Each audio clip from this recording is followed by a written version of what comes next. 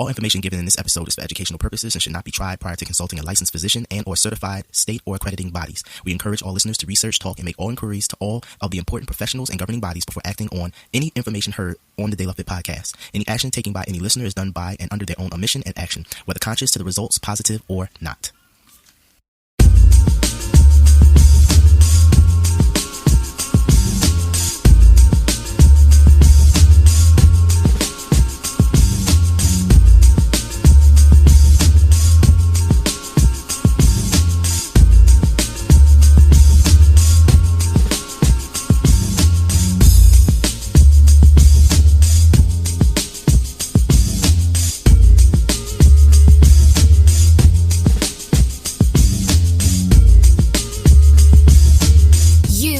Tuned in to the De La Fit podcasts, 360 degrees of holistic fitness and health, all in one podcast.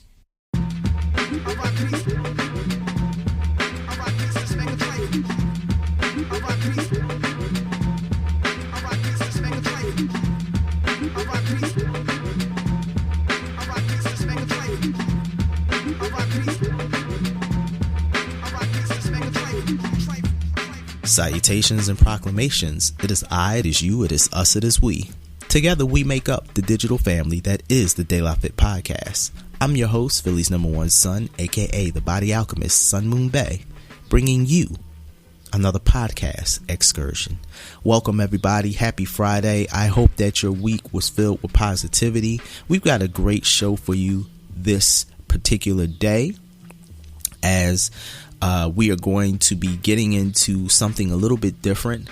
We've got special guests joining us in a formally recorded interview. We're going to be talking with cartoonist, animator, Justin Richburg.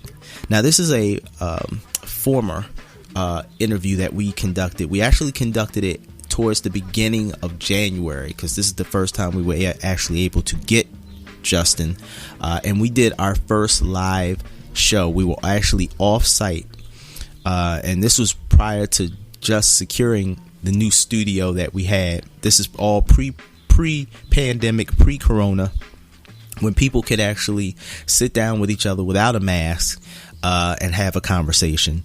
So a lot of the things you're going to hear in this interview are going to be prior to any of the things that took place. Also, just so we get this straight, the following views that are shared by our guests are not totally the views of the De La Fit podcast nor myself, but we encourage conversation. We encourage dialogue. Justin Richburg is, in my opinion, going to be, or is, one of the fastest rising and known cartoonists and animators. He is a very intelligent young man. He is a very coy individual, in my opinion. And what I got out of this interview is you're never going to know quite what Justin is thinking, even if he is telling you directly.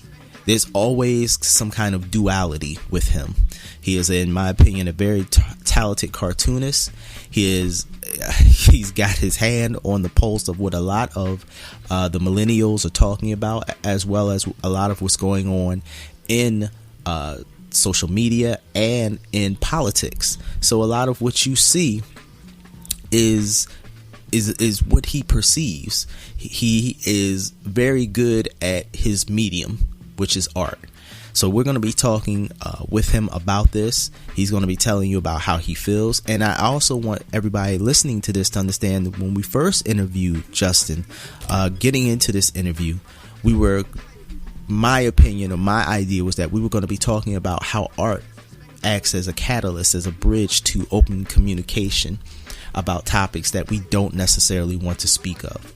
As you listen to the interview, you can see we got into a variety of conversations dealing with mental health, Justin's own battle with mental health, and a lot of his personal views. As I say before, these are the personal views of Justin. They do not reflect the views of the De La Fit podcast, nor myself. And with that said, we're going to get ready to get directly into the interview. So I hope that you all enjoy it. We'll be back right after a word from our sponsors.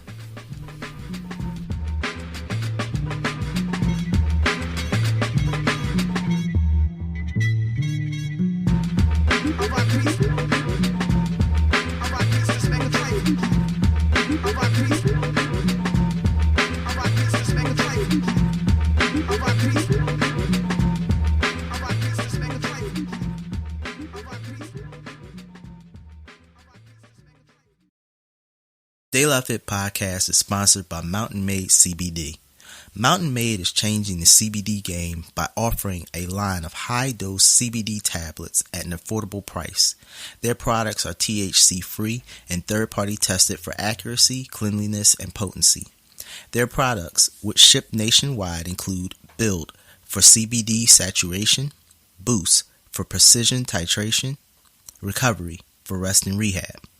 With 9 years experience in hemp and fitness, Mountain Made's founders are focused on creating a quality product to help those who live an activated lifestyle. Check out www.mountainmade.life to find out more about how their products can help you crush life. Remember, their products ship nationwide. Go check out their website today and follow them on social media at MNTMADE. I started using Mountain Made's Build CBD tablets to help me with the injury in my elbow. And let me tell you something. Not only is the injury subsided, but now I can do push-ups and I'm back to bench pressing. So I encourage anybody who's interested to look up, check out Mountain Made and all their products. I think you'll be glad you did. What's going on, everybody? It's Philly's #1 son. Listen, if you haven't heard about Anchor, it's the easiest way to make a podcast. Let me explain. It's free. There's a creation tool that allows you how to record and edit your podcast right from your phone or computer. Anchor will distribute your podcast for you so it can be heard on Spotify, Apple Podcasts, and many more. You can make money from your podcast with no minimum listenership. It's everything you need to make a stunning podcast in one place. So listen, if you want to be like me and have your own podcast, go to anchor.com. That's anchor.com. You're now tuned in to the De La Fit Podcast. 360 degrees of holistic fitness and health, that is the De La Fit Podcast.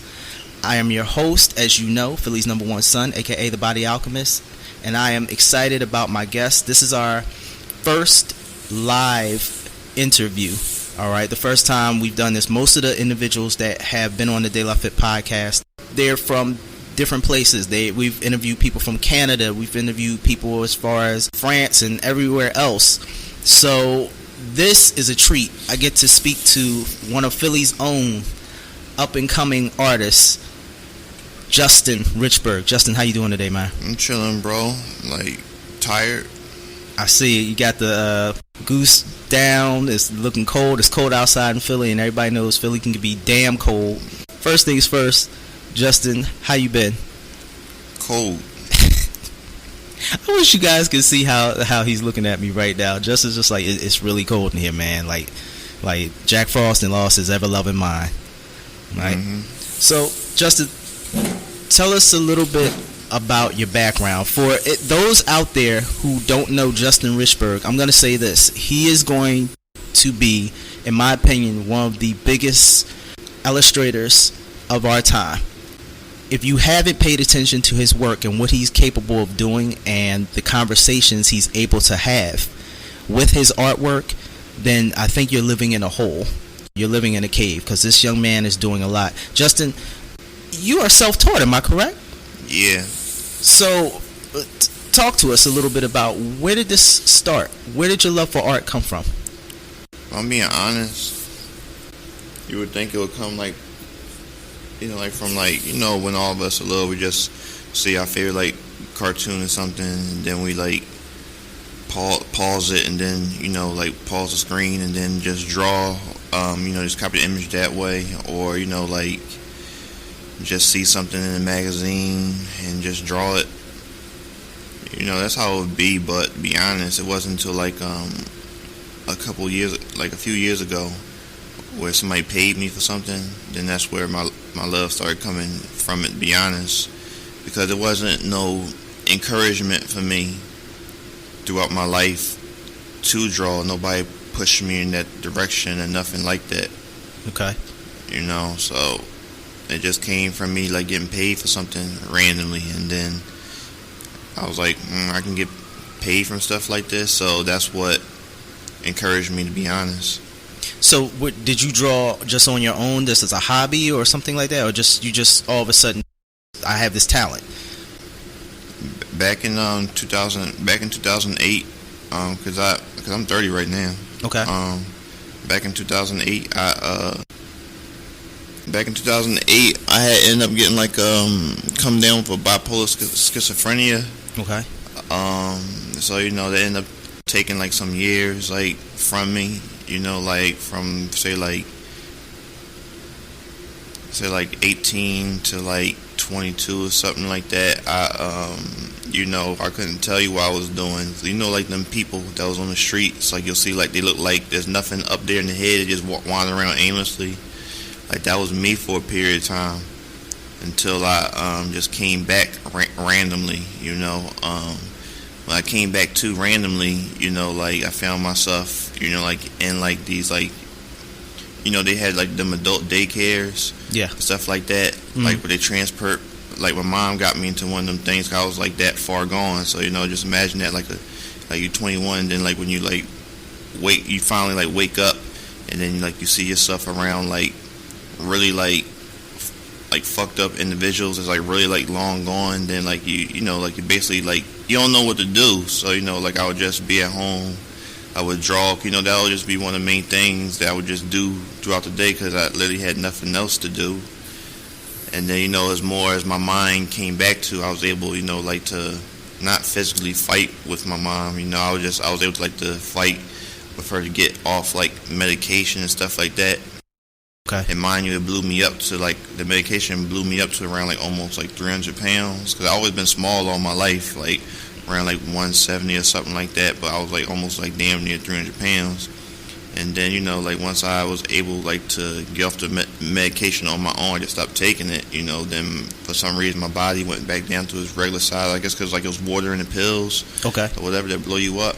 And then, you know, throughout that time, I was just, you know, just at home drawing. You know, while at the same time rehabilitating and have to go to these like embarrassing places.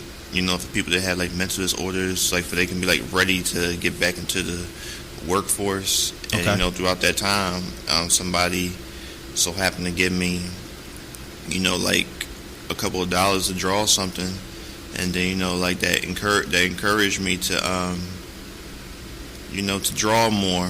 And then, you know, of course around that time, you know, they would give you like a SSI check, and then I got like something, I forget what it was. I got like extra money, and then around that time I bought my first like piece of equipment. It was like I don't know how I found out about it. It was like a Wacom tablet. It was like, it didn't have a screen, but it was like something that you can just like draw and look at your computer screen with. So I bought me a computer, okay, and that tablet, and I would just like draw from there. But this is after somebody paid me for something. This woman, she had paid me like to do like something off of a fucking holiday card or some shit she was doing. Okay. And that would encourage me like to do something with it, because I literally had nothing else to do because I wasn't mentally there. Wow. That's an amazing story. You know, I'm not on SI, no stuff like that. Right. No more, because, you know, like I had to like, you know, I am obviously, from one, I didn't want to be on it. So, you know, like once I was able, you know, like to get out, like, you know, get out them like work facilities that they have for people with mental illnesses, and I was able to get my literal first job ever. I got my literal first job ever in my life at, I think like 23. It was like in a nursing home. Okay. So yeah, it was a real hard, man. And then like after that, you know, of course, you know how like black people, where they start talking about like where the person came from and things like that. Like say like, oh, he came from like a facility. Don't mess with him. He a little nutty. It's just like, no, that's not the case. But you know, like during that time, like I was still like fully like still getting myself back together. So you know that like hardened me up. You know, like with people like constantly like talking shit about me. So I end up developing like a dry sense of humor. Like when I like talking shit about somebody, to end up hurting their feelings or something like that. So that's how it went. That's like the short story of it all. Obviously, it goes on longer than that, but I'm just keeping it short. That's one hell of a story, man. That's not your normal story, as if there's a typical or conventional story. The reason I brought you here is, again, specifically, when I look at your artwork, you have a way of making communication or conversation between individuals. Artwork speaks a lot of truth. It's something of somebody that has lived a lot. And that's one of the questions I wanted to ask you. Is this all your experiences, or is this also from your surroundings that you get your inspiration? It's through conversation and experiences. You know, like if I make something about relationships or something like that, it's through like experience, or like say like, I have conversations with my friends or just random people. I get things from there, or like I pay attention to podcasts. I just pay attention to what's going on in the world, and I make stuff about it. Sometimes I like making fun of stuff. Sometimes I like being serious about stuff, or sometimes I like trolling. Like you saw that picture that I posted. All the black historians doing the Wakanda sign. Yeah. And everybody, it's going crazy on Twitter. You wouldn't be able to like really tell from my Instagram, because my Instagram, my followers, they're kind of like up and on certain stuff. Right. But yeah, everybody's mad because I put in Bill Cosby in the back, a crying R. Kelly, and what's the guy named Devontae Wilder. I put beat up Devontae Wilder, and for some reason I put Blade in there. I don't know why. So I gotta ask you, why did you put Bill Cosby in there? People like to complain about stuff. So, like when you do stuff like that, it gives people a reason to talk about something. So, like you do like little things like here and there, like instead of like just making like a regular photo, you just like put little drops of like gems in there, and then it'll just get people agitated, and they'll want to share it, make fun of it, talk shit about it. It doesn't matter. I feel like a lot of your art opens up a door. From what's going on right now, mental health awareness is becoming a topic that's being brought up more to the forefront. I feel like your work, maybe this is conscious or something that you planned, maybe not, it opens up that door to a lot of issues that we are dealing with in the world, like a lot of dysfunctions that we've been taught as just a whole society. We've been taught a lot of different things. One of which touched me was the fact of the one dealing with the relationship for Valentine's Day. I actually lived that scenario.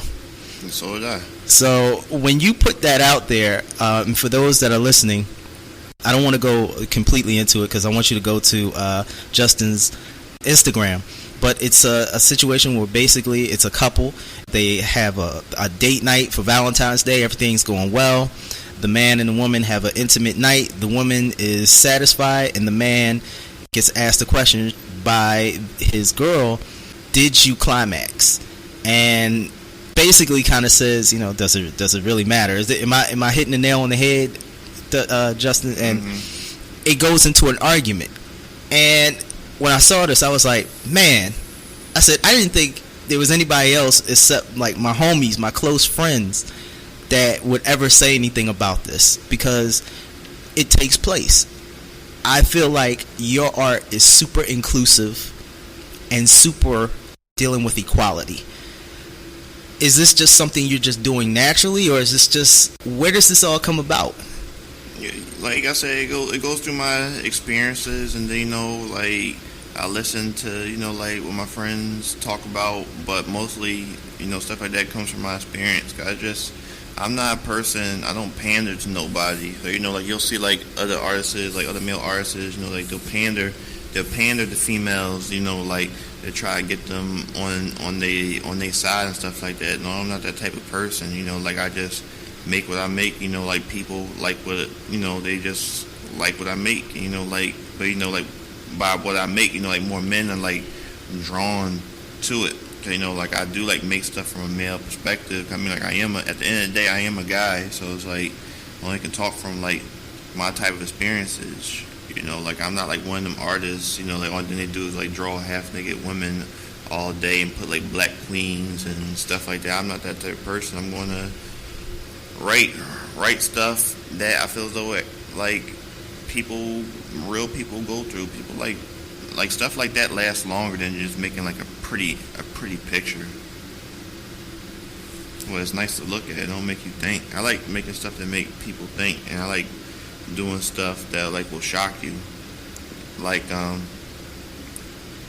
not afraid of drawing like little kids like getting shot and killed. Like say like for instance, you see the Donald Trump video I made. No, I didn't get a chance to see that one. It's a little mini animation I made. You know, it was around the time where the guy shot up at Walmart. So I ended up like making like a little mini animation about it. He ends up going to a wall. You know, make a short story. The guy's like watching Trump on television. Keep on saying "Make America Great Again." You know, he grabs his gun. He drives. He goes to a Walmart or whatever, and then he pulls his gun out. And then I show like a little like Spanish girl talking to her mom. Right. And the guy aims the gun and then shoots her. And then shoots her. The screen goes black, and then you just hear like a bunch of screams and gunshots going off. What was the thought process behind it? Why? Because that's something that happens. You know, not just adults get killed, little kids get killed too. Stuff like that, you know, it grabs at people's like heartstrings and stuff like that. But people be afraid to do stuff like, ain't nobody gonna do shit to me. I mean, I get death threats all the time. One person, even like on little dumb shit that I be making, like my little troll, like artwork I be making. Like somebody like in LA told me like I need to watch out for him when I go to LA and stuff like that. But what people don't realize that like, you know, like I have somebody that walks around with me in certain places, so I don't think they want them issues. Let's not put out who your peoples are or nothing like that. I want to ask you this. In your opinion, why is art subjective? And what do you feel the role of an artist is? I have no idea. Explain that more. All right, so most people say art is subjective. One person thinks something is beautiful, another person doesn't think it's beautiful, or one person believes strongly about it. What is your opinion of that? But what do you feel as an artist yourself, your role is? Like, do you think you have a specific role or a specific responsibility where it comes to art? No, because at the end of the day, you know, like, what I do isn't, like, to me, isn't, like, that important. You know, it's like... Why? Why do you think that? I just don't. Because, like, you know, like, art, you know, like, for people like me, like, we're, like, on a lower tier of, like how you can say, like, entertainment, I guess. Like, on a lower tier, where, like, people don't really, like, think about, like, what we do that much. I feel as though since, like Instagram been around, I feel as though people been getting more and more into art. That's why I feel as though it's becoming like more and more people open up their eyes to it, becoming more important. But I really don't think like my thing like really serves a purpose. Like I say, like, okay, it looks pretty on the wall or something like that. You know, like it's cool to look at. But I mean, like, I guess like the way I do serve a purpose is like when I make like stuff that like makes people think. That's the only thing I can think of, because if I'm being like honest with you, I don't go to art museums. I don't really look at other art and things like that. I'm pretty sure a lot of people are like that. I mean, now, you know, like I'm starting to get more into it because I want to be better. Mm-hmm. You know, like I am a competitive person. You know, like when you play sports and stuff like that, you are like naturally competitive, but I wouldn't necessarily say I look at like other artwork, you know, as like really I know it's a bad thing to say, like saying it's not important, but in the grand scheme of things, bro, it's like when we look at like, say like if you don't draw and stuff like that, and you look at a piece of artwork on the wall, it looks nice, but I mean, like, is it really going to do anything for you? Well, for me, it does a lot. That's why in the beginning I was saying that when I look at your artwork, you remind me of individuals, and I pulled up the list. Are you familiar with Thomas Nast? No, I say the only person I know, like the only two people I know off, the three people I know offhand is Aaron Magruder, Stan Lee. I can't think of the guy's name. I know he's Japanese. He came up with Akira Toyamayo. Yeah, Toyamayo, I think. Yeah, and the guy that made Yu Hakusho. Okay. Thomas Nat, at least in the United States, one of history's greatest political cartoonists. He created things like Boss Tweed. Basically, he was doing a lot of artwork about politicians. You have Philip Zach's Don't Lose It, Robert Miner's At Last, The Perfect Soldier. Different artists that were talking about what was going on at their time. I feel like your name is going to be up there with many of these illustrators and artists of their time, because you're talking about a lot of the things that we're dealing with right now. Let's talk about some of your influences. Who is your Kobe or Michael Jordan? In art, or just in my influences all together that make me? You tell me. Who makes you? Will Smith, Charlemagne, Snoop Dogg, Aaron Magruder, Dave Chappelle. Hey everyone, we hope that you're enjoying the interview thus far. We'd just like to take some quick time out to remind everybody to like, follow, share, and subscribe. With every like, follow, share, and subscription, it helps the De La Fit podcast to grow. And the more we grow, the more information we can bring to you, the listener. So please, take some time out, like, follow, share, and subscribe. Thank you. Bill Maher. Okay. Teriyaki. I don't know. Dang, I messed up. I said teriyaki. Hold on. I got you. Hold on. Wait. Akira Toriyama. Yeah. Toriyama. I think I pronounced it correctly. Yeah. Like, if I'm not missing one person, I guess you can say like Taj.0. Like, all them people make me. You know, like Will Smith drives me because, you know, he made out of Philadelphia and became like the biggest person like ever. Basically, you might as well say he is the biggest person ever. Everybody knows who he is all over the world. Charlemagne, because he says whatever he wants, and not afraid to say it. Aaron Magruder, because of his writing style, because I can't sit here and lie and say like Boondocks didn't influence me. Not art style, just like the way like stuff is written. Okay. Dave Chappelle, because of his humor. Bill Maher, because of his arrogant humor. Taj.0, because, you know, he's just an asshole. Okay. Akiriyami, I know I said it wrong again, but it's whatever. Toriyama. He taught me style. Okay.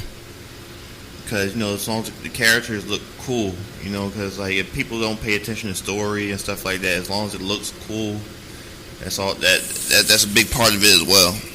Okay. And all them people like make me, you know, like as far as other people like that's like in arts, I don't know. I don't. Only person I do know is what's that boy name that everybody keep talking about? Like he died of an overdose. That black guy that walked around with never had no shoes on. Basquiat? Yeah. Basquiat. Like that one I never understood. Like him, he's basically like I guess like marketing is what made him more than his artwork, because people that was backing him. So I don't understand why people are so drawn to him besides him like being black. I feel just like the same way people are drawn to you. It's the content. You know, it's what it says for the time. You sure? Cause when I was like, look, I remember I was like looking at documentary when I was trying to get more like into it. Mm-hmm. I'm just looking at this bunch of scribble scrabbles, and you know, when people look at it, you know, they make their own meaning up to it in their minds. Right. Like it's like as far as we know, this man ain't no thought once that stuff. He just put just a bunch of random stuff together, and then like when people ask him about it, he just throws some bullshit to say.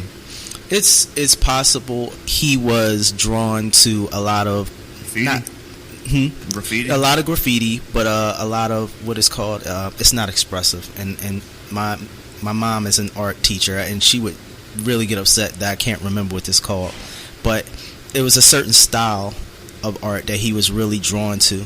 But I think from what because I watched the documentary, he was kind of like you. He did his own thing. He really did his own thing with his own thoughts. The fact of, okay, well, people, they're going to pay attention to this. You know, they're going to pay attention to this. This is my thought pattern with this. And all the people that you've picked that made, or I should say, help influence you, they're very strong thinkers, extremely strong thinkers, and outside the box. Your art creates conversations that are sometimes very difficult to have. Touching on topics such as we talked about before, relationships, social issues, political issues, genders, almost as if you were holding up a mirror to our society. Yeah, you know, it'd be more at random, to be honest. Like, however I'm feeling that day, I just make it. Okay. But now I'm starting to become more focused. Like right now, I'm developing a TV show. You know, it's going to be like a comedy. It's going to be like a comedy animated show. Are you animating it? Yeah, of course. But, okay. You know, like, you can't do it by yourself, you know. Except the only like, aggravating thing about, you know, like, doing something like that. Because, you know, in the beginning, you know, like, when you're making a show, you know, like, unless, like, you got, like, backing or backers behind it, mm-hmm. you know, like, you're not going to have, like, money, you know, like, unless, like, you, like, rich as fuck or something like that. Right. And, you know, like, with a lot of people, they have a hard time, like, understanding is, like, the reason why when people say believe in their vision and stuff like that, they want to get you on board for something, they believe in something that's going to be big. And a lot of people just flat out like, no, I want to get paid. You know, of course, like, a lot of people won't just flat out say it. They'll be like, yeah, I'll help you. And then they would be really hard to get a hold of. And that happens a lot with animators. Because I know, like between, like, last year and this year, I've become, like, more business savvy and, like, understanding stuff. Okay. And a lot of people think, a lot of artists, like, a lot of them, they're not business savvy. They don't give a fuck. It's rather just draw, just make anything and think something like what happened. They just draw. Like, no, it's not like that. For some people, you know, they just make random shit and then they get lucky. Like with me, like, no, I was like very strategic in what I make. You know, I feel as though I understand social media as a whole. So, you know, like, I know what to make to get people's attention and stuff like that. But at the end of the day, you know, a lot of artists are not business savvy. They be charging people random dumbass prices from $10 to $1,000 for no reason. Like, you can't just jump from charging one person $10 and the next person $1,000. No, it don't make no sense. So I feel as though, you know, like this project I'm working on that I'm going to be pitching to a production company, it'll be further along, you know, like if, you know, like them people more like willing to understand and stop being so worried about fucking clout. Because at the end of the day, Instagram is cool and shit like that, but at the end of the day, there's always going to be a new platform that's going to come out of nowhere. You know, like there's like, everybody thought Snapchat was going to take over Instagram, and then Snapchat went away, and now, you know, like the new thing that people is on is TikTok and all stuff like that. But people are so worried about getting their shout out and stuff like that. No, you need to be worried about making money and making legacy instead of just worrying about like likes and comments. You know, I was like that for a little bit, but, you know, of course, because I didn't have like no direction, I didn't have no thought in what I was doing. So, you know, if you don't have no thought in what you're doing, you're just going to be like that, just be worried about self. I can tell you an example. I was doing artwork, you know, I was like working with my homie and working with another artist, and it really pissed me the fuck off. Because, you know, it was like a comic that I was doing. I don't know if you've seen like the one I made of Juice WRLD, like when he overdosed. Yeah. If you look on Juice WRLD's cup, where it looks all psychedelic and stuff like that, Mm-hmm. and you saw like a little like signature on the cup, right? Yeah. That was the artist tag, because he was so concerned about, am I going to get tagged? Am my tag going to be on there? Am I going to get credit? Like, motherfucker, Right. there's going to be credit on it. Like, if you look on the last slide, you see me, my homie, and the other person's tag. But he wanted his tag to be on there. I said, go ahead, because that's going to be the one that everybody going to share. And stuff like that, it's just annoying. And because stuff like that, a lot of artists ain't going to be doing nothing with themselves. They're just going to be struggling out here on their own. You know, of course, obviously, you know, I'm having my own struggles, because doing art isn't an easy thing to make money at. You know, but, you know, I'm fortunate to be one of them people where I can, like, get commissions and stuff like that to be able, like, to live off of my stuff, you know. Right. You did some of the art and character designs for Childish Gambino, am I correct? I was, like, the creative director and character designer for the Feel Like Summer video. So, like, no, I wasn't an animator. I was the person, you know, like, that made up the characters. And then I gave, like, the animators, like, reference of what to look for the background, how everything should feel. So that's what I basically did, you know. So when you think about it, I am, like, the person actually made together, but I didn't make the shit move. Right. But that video did more harm than anything, to be honest. You know, obviously you get paid from it. Like, right. Everybody think, like, you're so rich and shit like that from it. Like, no, like, that stuff is like a temp job. Once it's done, it's done. I can tell you, like, you know, like, I made $7,000, $8,000 off of that project. Ain't nothing more going to come from that. You know, in the grand scheme of things, $7,000, $8,000 is not a lot of money, especially, you know, when you got bills and, you know, you got to live and stuff like that. But I mean, more artists are going to come to you. I mean, you're a talented guy. Yeah, you're it's doing fine, a lot. but what I'm saying is, like, what I'm saying basically messed me up, because, like, I'm not an animator. Okay. So, you know, like how I say, like, I'll make my living by doing covers for stuff for people, you know, like little children's books here and there, you know, stuff like that. But once that video came, all that shit stopped, and all these motherfuckers for a long time were asking me for animation. I don't know how to do animation, and then I was fighting against it for, like, the majority of that year. And then, you know, that year, you know, like, that's why I met Charlemagne and all of them other people. But, you know, like, everybody thought, like, I was an animator. I'm not an animator. But that shows people that, like, really don't fuck with you like that. They don't know exactly what you do. Because if you know what I did and you go to my page, there's no examples of animation. But because of that, you know... But there is now. Those are the ones. Yeah, of course there is now, because... And that's you. That forced me to evolve. Okay. That's what I'm saying. It forced me, like, to be better at more than one thing. So, you know, like, I do... So, you know, I literally do... I don't even call myself like an illustrator. I call myself like a all-around creative. Like, I literally can do art-wise, besides rapping, the other bullshit. Like, I literally do everything else. Okay. You know, the only thing I can't do is 3D. I don't really care to do 3D, because, you know, like, I can't do everything. You know, I gotta focus on things I know that will make me money, and, you know, that will gain attraction to me. So because of that video, that dumbass video, I'm not gonna call it dumbass video, because it still helps me in some ways, but it helps me get better at everything overall. And then, like, I did a music video for Trey Songz. Okay. It's like Pain Dropper intro for the 10th anniversary of the Ready album. Okay. It's not wise to do, like, stuff like that on your own. There may be some people out there, but it's wise, like, to work with a team of people to do animations like that. But, you know, I wanted to prove a point to myself, you know, that I can do it on my own. So I did, like, the whole video on my own. And, like, I did it. I literally knocked it out, like, in a week. Okay. You know, like, but wow. Yeah, I knocked it out in a week. How long does it typically take something like that to be done? Something like that take about a month or 2 months to do. And you did it in a week? I did like a week and 3 days. I stood up. I would wake up 10 o'clock in the morning, and then I would work until 5 a.m. Go to sleep, and I wake up at the same time and do that for a whole week and 3 days. So wow. when I tell people, like when you say something like that, it's not wise to do something like that on your own. You know, and that's the same struggle I'm having right now with developing my show, because motherfuckers don't understand. You got, you know, you have to smooth the mic just a little. All right, but no, you're good. Yeah, but, you know, like, what people need to understand is that, you know, like, it's a team of people that make things happen. It's never one person. It's never one person. Of course, like, that one person will have, like, more of a name. Mm-hmm. You know, like, we can't help that. Right. You know, but it's like, you know, I built a name up for myself online and stuff like that. So of course it's going to draw people to even ask me to be a part of the team. but it don't help if you're not willing to understand like how all this stuff work. You know, like I don't completely understand every single thing, but I got a grasp of it. Like I have a grasp on like pricing. I have a grasp on a lot of stuff. What I do, you know, is basically like customer service. So you learn how to talk to people. Exactly.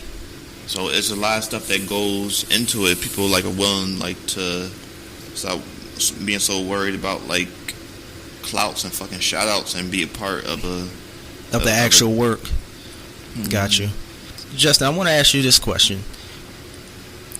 Having gone through your mental health issues yourself, do you feel that your work helps other individuals who might have similar situations that they're dealing with?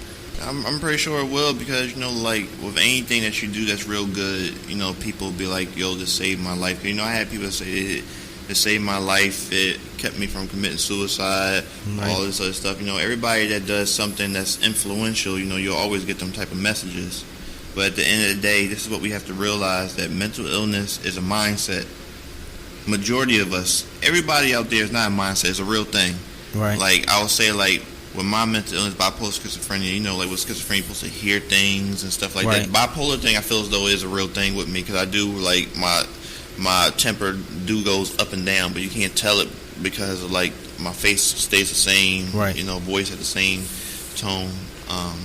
But as far as like the mental illness thing, I feel as though it's not a real thing. You know, people just need somebody to talk to, because like if I didn't have my friends to talk to, you know, like I probably would be like worse off, because like you're in your own head.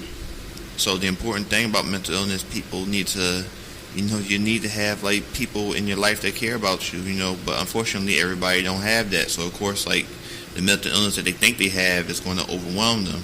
Okay. I'd like to thank you for what you do, because I think that what you do opens up that communication. For somebody who doesn't necessarily have those people in their lives, you start a conversation, whether it's about, like I said, relationships, domestic violence, anything. You start those conversations, and you seem like a very no-nonsense, pragmatic type of person, which I can respect that about you. I think that's that North Philly mentality that we have. It's A, B, and C. For what you do, I think it helps a lot of people. A lot of people. Why, you know, like, I make variety in the stuff that I do. Cause, you know, like a lot of artists, you know, you just focus on one thing, they do that. You know, that's why, like, when you see, like, we go to their page and you see their numbers, you know, like, it's, like, be real high or something like that. So, like, say, like, for example, like, an artist by the name of Marcus Prime in New York. Mm-hmm. Like, when you look at his numbers, you know, like, he's, like, 200K verified. When you look on his posts, you know, he averages out to, like, 20,000 likes, 70,000 views when he does videos and stuff like that. And then we look at, you know, he focused on one thing, on the LGBT audience and females. Yeah. But, you know, like when you come to somebody like me, because I do a variety of stuff, you know, like I got like 100-something K, you know, like my following, like it slowly grows versus like go fast like everybody else, because I do a variety of stuff. So, you know, like you may follow me for a certain thing, but you may not see me do that for a while, because I like doing other stuff. Right. I like to make people laugh, think, do troll stuff. I like to make things and be like, what the fuck is this, and things like that. Right. So, you know, so like when you look at my page, my engagement will more likely be up and down, because people follow me for certain reasons. So they'll may skip over certain things and then show love to certain things, because, you know. Right. But sometimes because, you know, I do troll art and I do things that's offensive, it'll turn people off from me. So, you know, my numbers will be down because of that. So, say, like, for example, the picture going viral right now, that Wakanda Forever thing. Right. You know, with all them, like, random people in it. On my page, it hasn't gotten to, like, 10,000 likes yet. It's on, like, I think it's around, like, almost there, like, 9,500 when I last checked. But, say, like, when I go to, like, somebody else's page, it will be, like, over 10,000 or whatever, because on my page, some people are turned off by, like, some of the stuff I do. Yeah, definitely. I showed one of your artwork to a friend of mine, and he was really offended. I think it was the crap game. Oh, that dice game? The dice game, that's what it was. You know, he was just... I mean, like, I don't understand why people, like, get offended by that. Like, so I understand, like, that's some shit you'll see in a barbershop. Like, come on. I feel like because the individuals that were in it were iconic for the African and Caribbean culture. people who look like you and I. They're iconic. But what I want to say is that the conversations that were in your chat about a lot of things, you got to see what a lot of people were thinking. Some people felt like what you were doing, you were painting a picture of, this is how millennials or individuals think success is. This is what they think that those individuals were working hard to achieve. And other people thought that, hey man, it was much higher than that. What was your thinking behind it? Nothing. It was just random. Everybody think there's such a big message behind stuff. No, like stuff like that just be random. It's literally all it was just random. I have a thought, I'll do it. But now because stuff like that, it shows me like when I'm like more focused and I have an understanding of like what people follow me for, then I make more stuff like that. So like now I'm starting to become like more focused, and make stuff that people want to see for like random stuff. Like if I wasn't becoming more focused, I would never have been trying like to put together a TV show, right, and a comic book that I'm gonna be working on as well. But because I don't really have a love for TV shows, I have a love for movies. Okay. And like when a lot of movies don't have sequels, why I really don't care for characters and stuff like that, like continuing stuff. Like I have one right now, Conspiracy Brother. I got that, but he's gonna be part of a TV show that I'm working on. I'm just like testing him out. Yeah, right now I'm putting him in like little comics, like here and there. I've seen him. I've seen that. Yeah, but he's gonna be a part of this thing that I'm doing. So I'll show you after we get off. Okay. So, hey you, with the earbuds in their ear, have you ever wanted to start your own podcast? When I was trying to get my podcast off the ground, I had a lot of questions. How do I record an episode? How do I get my show on Apple Podcasts, Spotify, and all the other places people like to listen? How do I make money from my podcast? The answer to every one of these questions is really simple. Anchor. Anchor is a one-stop shop for recording, hosting, and distributing your podcasts. Best of all, it's 100% free and ridiculously easy to use. And now Anchor can match you with great sponsors too, so you can get paid to podcasts. I like to upload my episodes directly to the app and then promote. So if you've always wanted to start a podcast, make money doing it. Go to anchor.fm/start to join me in the diverse community of podcasters already using Anchor. That's anchor.fm/start. I can't wait to hear your podcast.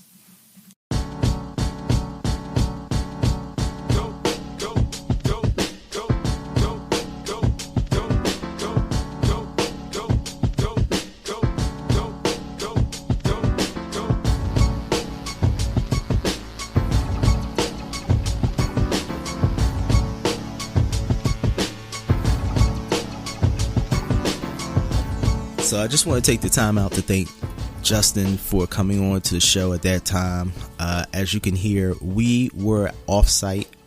I know many of you are probably like, you could definitely tell we were off-site. We were in a local library located in the North Philadelphia area, an area where Justin and myself are from.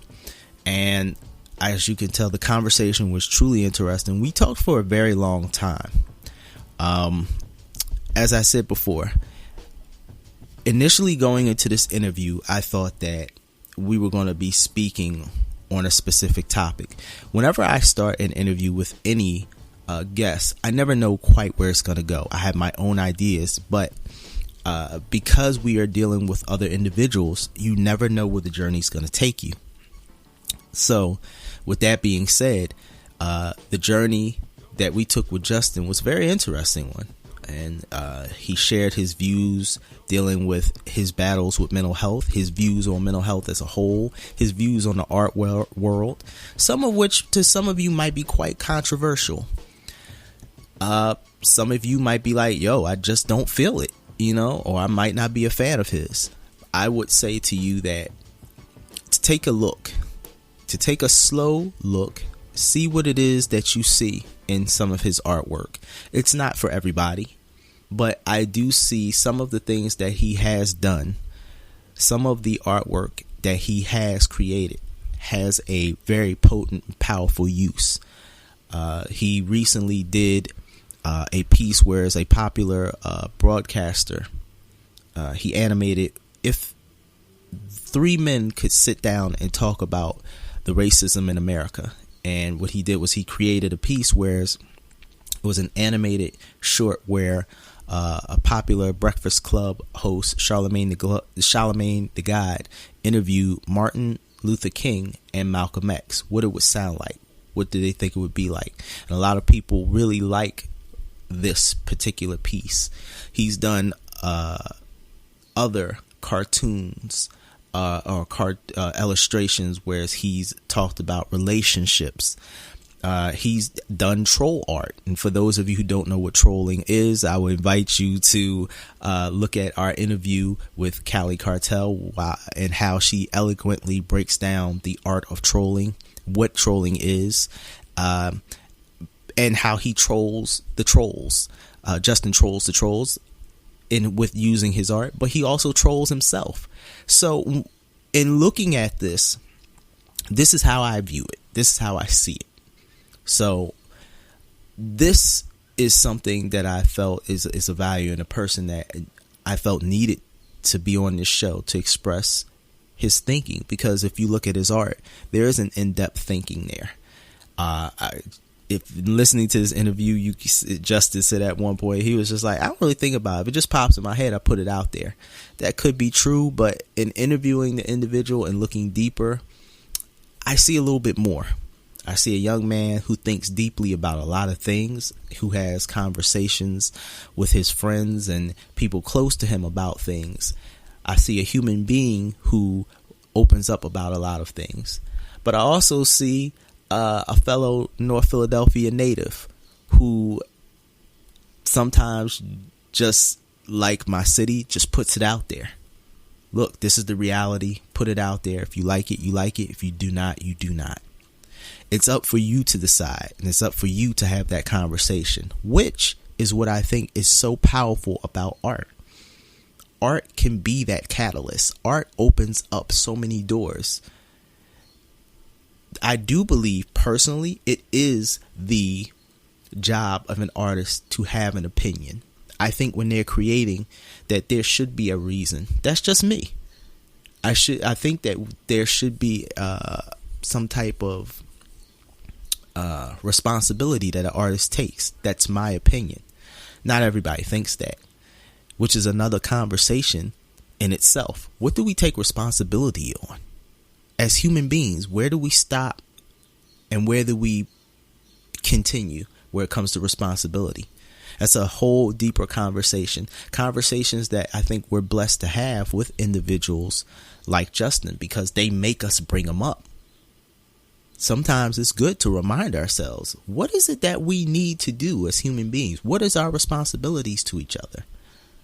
You know, and being a creative genius that we all can be, using his talent, using his eye, using his skill that he has developed over time. Justin is capable of talking and opening up a door of conversation. And let's be clear, sometimes that is not a pretty door, but it doesn't make the conversation less valid. So again, I'm so glad we were able to have Justin here. I wish him the best. I hope that you all enjoyed the interview. I'm anxious to see and hear what you all had to say. I want to know what you all feel about it. And you all know how to do that. If you want to contact us, hit us up at delafit13@gmail.com. Look for us on our website, which is www.delafitpodcast.com. We are also on Instagram at DE_LA DE_LA_Fit Podcast. We are also on Instagram. We are also on Facebook at De La Fit Podcast.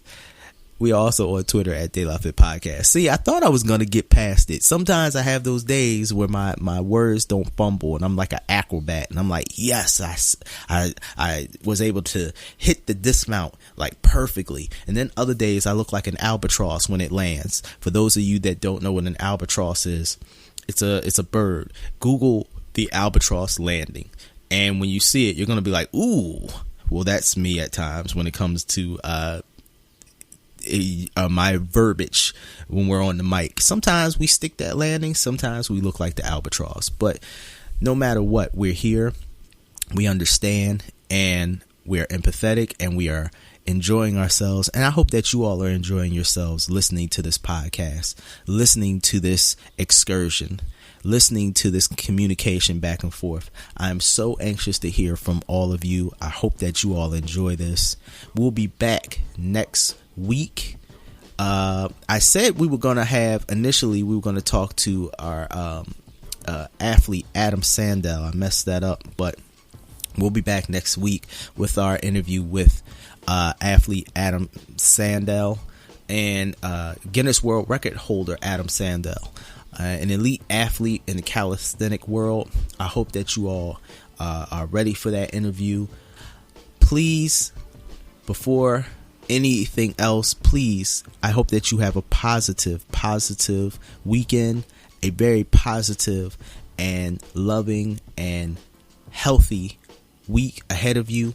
There's so much that changes, seems like now, in our current lives, so much going on. But the best thing that we can do is to try to keep an open mind, to try to keep a clear head, try not to be filled with too much emotions of fear, of anguish, and to focus on the positive things ahead. We'll be back next week. Until next time, please be safe, be positive, and remember to treat yourself healthy and with love. If you do that, if you treat yourself healthy and with love, I know that you're going to treat others the same way, and that's going to make a definite change in how we all communicate and love each other. Thank you and have a great day. Peace.